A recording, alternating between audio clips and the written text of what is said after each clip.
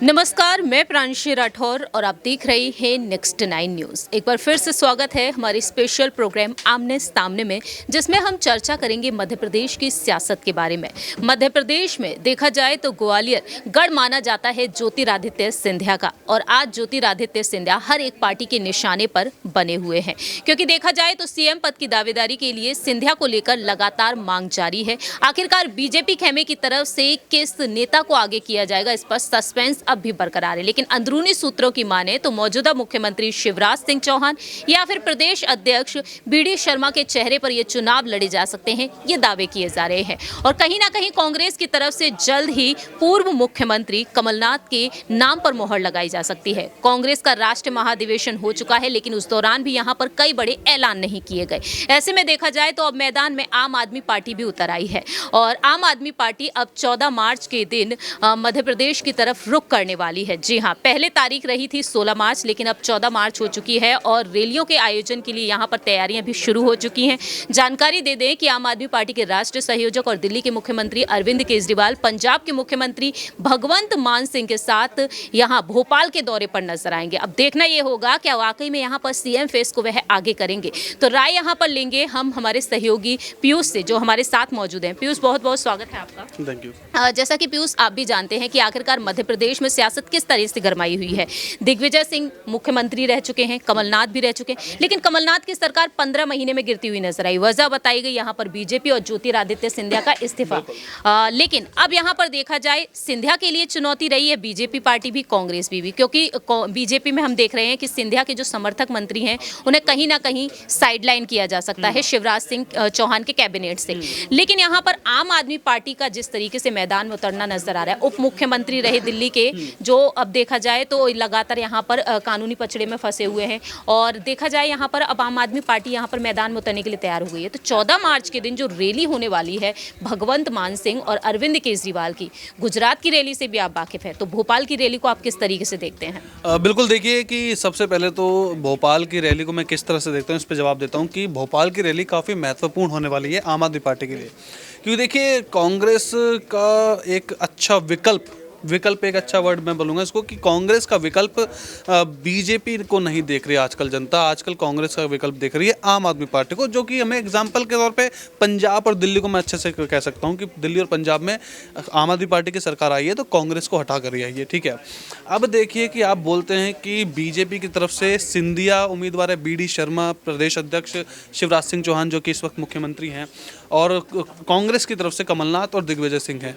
तो बिल्कुल देखिए कि सिंधिया जब बगावत हुई थी मध्य प्रदेश में, अपने जो विधायक थे, सिंधिया के पास जो विधायक थे उनको तोड़कर भाजपा में शामिल हुए थे, वो इसी वजह से हुए थे कि भैया देखो उनको कांग्रेस में तवज्जो नहीं मिल रही थी। आप सभी को याद है कि 15 महीने में जब सरकार गिरी थी उससे पहले जो सिंधिया का रोल था सरकार को बनाने में, वो शायद कांग्रेस पार्टी देखिए वो अच्छे से उनको नहीं दे पाई जो रोल उनको देना चाहिए था।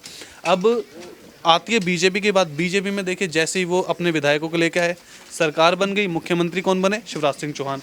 अब इसी को लेकर देखिए काफ़ी लोग कयास और अटकलें लगा रहे थे कि सिंधिया को ही मुख्यमंत्री पद दिया जाएगा, लेकिन ऐसा नहीं हुआ। उनको लेकिन अच्छा पद दिया, केंद्र मंत्रालय उनको दिया है, केंद्र मंत्री हैं। लेकिन अब जब बात आती है मध्य प्रदेश के चुनावों की, तो आपने जैसा बताया कि जो सिंधिया के जो विधायक हैं उनको कोई खास पद नहीं मिलने पर शायद वो नाराज़ हो सकते हैं। तो अब मैं आपको बीजेपी की रणनीति बताना चाहूँगा कि बीजेपी की रणनीति होती है कि कोई भी चेहरा चुनना होता है, मुख्यमंत्री पद का चेहरा चुनना होता है। अगर वो मुख्यमंत्री पहले से अच्छा काम कर रहा है तो वही रहता है, लेकिन अगर वो अच्छा काम नहीं कर रहा या फिर बगावती सुर उसके खेमे में पनप रहे होते हैं तो बीजेपी एक पोल कराती है, जैसा कि त्रिपुरा में करवाया था, नागालैंड में भी करवाया था और मेघालय, तीनों इलेक्शन में उन्होंने पोल कराया था, और जो नाम उभर के आए उनको उन्होंने सीएम फेस बनाया। अब ऐसे ही अगर देखिए कि सिंधिया वर्सेस शिवराज सिंह चौहान अगर होता है, बीडी शर्मा का भी साइड रखते हैं, अगर सिंधिया वर्सेस शिवराज सिंह चौहान होता है तो वो बिल्कुल पोल कराएंगे। पोल में जिसका नाम ऊपर आएगा, कार्यकर्ताओं से कराएंगे, आम जनता का भी देखिए उसमें होगा समर्थन, तो जिसका नाम सबसे ऊपर आएगा वही देखिए सीएम फेस का उम्मीदवार हो सकता है। जैसा कि यहाँ पर पीयूष ने अपनी बात रखी है, बखूबी उन्होंने समझाया है। बहुत बहुत शुक्रिया पीयूष। और देखा जाए तो अब यहाँ पर आने वाले वक्त में पता चलेगा कि आखिरकार शिवराज सिंह चौहान और ज्योतिरादित्य सिंधिया यहाँ पर दोनों में से किसे चुना जाएगा। आगे हम राय लेना चाहेंगे दीपक से कि आखिरकार उनका क्या कुछ कहना रहेगा, क्योंकि यहाँ पर देखा जाए ज्योतिरादित्य सिंधिया को लेकर लगातार मांग तो जारी है, लेकिन दूसरी ही तरफ यहाँ पर आम आदमी पार्टी की तरफ से जल्द ही बड़ी अनाउंसमेंट की जा सकती है। 14 मार्च के दिन भोपाल में दौरा है, 16 मार्च को ग्वालियर में। तो ज्योतिरादित्य सिंधिया को क्या वाकई में बीजेपी आगे करना चाहिए? क्या यहाँ पर आम आदमी पार्टी की जो हुंकार होगी, क्या उससे यहाँ पर बीजेपी अपने फैसले को बदल सकती है? क्योंकि सीएम फेस को लेकर यहाँ पर बड़ी अनाउंसमेंट हो सकती है।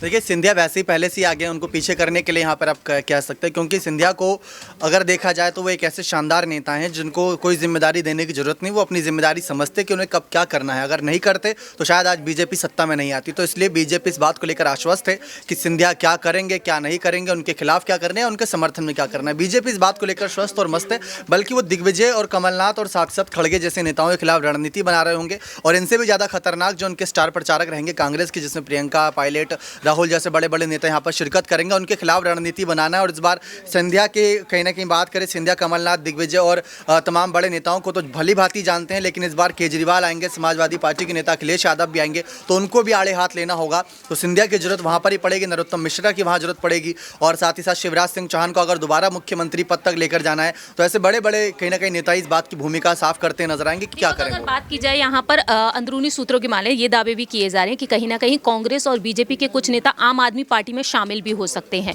तो जो दौरा रहेगा उस दौरान यहाँ पर बड़ी अनाउंसमेंट उस पर भी की जा सकती है। दूसरी ही तरफ अलग अलग क्षेत्रों में तैयारियां भी शुरू हो चुकी हैं रैली के लिए। तो क्या वाकई में यहाँ पर बीजेपी और कांग्रेस के नेता आम आदमी पार्टी की तरफ रुख करेंगे? अगर करेंगे भी तो फिर क्यों करेंगे? देखिए, कांग्रेस और बीजेपी के नेता की अगर बात कर रहे हैं, कांग्रेस के कुछ अभी समर्थक ऐसे हैं जो अभी बीजेपी में जा रहे हैं। दिग्विजय सिंह के समर्थक कहीं ना कहीं छोड़कर कांग्रेस पार्टी बीजेपी की तरफ जा रहे हैं। उसके पीछे की मुख्य वजह यह है कि दोबारा शायद बीजेपी की सरकार आ सकती है, ऐसा डर उन सबको सता रहा है। और कांग्रेस के बीजेपी नेताओं की रही बात, तो बीजेपी अपने नेताओं की स्थिति साफ करके चल रही है कि किसको टिकट दिया जाएगा, किसको टिकट नहीं दिया जाएगा, तो क्यों नहीं दिया जाएगा, आगे उनके लिए क्या हम मोर्चाबंदी कर सकते हैं। तो वो पहले ही चीज़ें क्लियर कर देते। कांग्रेस की तरह नहीं कि पायलट पिछले 3 साल से खाली बैठे, उनको यही नहीं पता कि उनको करना क्या है। एक विधायक बनकर बस लगातार प्रचारक के तौर पर काम कर रहे हैं। तो बाकी मंत्रियों की स्थिति बीजेपी साफ रखती है। बीजेपी के थोड़े बहुत मुश्किल होंगे, कांग्रेस के नेता को साथ छोड़ सकते हैं अगर छोड़ेंगे भी। और ना सिर्फ कांग्रेस और बीजेपी के, बल्कि समाजवादी पार्टी की पिछली बार सभी सीटों पर लगभग सामने आए थे, वो सब भी कहीं ना कहीं आम आदमी पार्टी की तरफ जाएंगे। लेकिन आम आदमी पार्टी का इस समय जो हाल कर रखा है दिल्ली में, शायद उसको देखते हुए बीजेपी और कांग्रेस के नेता अपने साथी उन्हीं के साथ बने रहें। जाहिर सी बात है, देखा जाए तो आने वाले वक्त में मध्य प्रदेश में सियासत और भी ज़्यादा गर्माती हुई नजर आ सकती है, क्योंकि अरविंद केजरीवाल का अब रुख वहां की तरफ बन चुका है। देखना यही होगा कि आखिरकार अरविंद केजरीवाल सीएम फेस के लिए किस नेता को आगे करेंगे, या फिर केजरीवाल के चेहरे पर ही यहाँ पर चुनाव लड़े जा सकते हैं। खैर, ये वक्त के साथ साथ ही पता चलेगा। लेकिन मध्य प्रदेश के विधानसभा चुनाव जो साल के अंत में होंगे, साल के अंत में इन विधानसभा चुनाव को लेकर देखा जाए तो अब तक कई बड़ी बड़ी रणनीतियां बनाई गई हैं। लेकिन आपके मुताबिक मध्य प्रदेश का अगला मुख्यमंत्री किससे होना चाहिए, ये बता सकते हैं आप कमेंट सेक्शन में। फिलहाल के लिए हम चलते हैं, बाकी की तमाम अपडेट्स के लिए आप देखते रहिए नेक्स्ट 9 न्यूज़।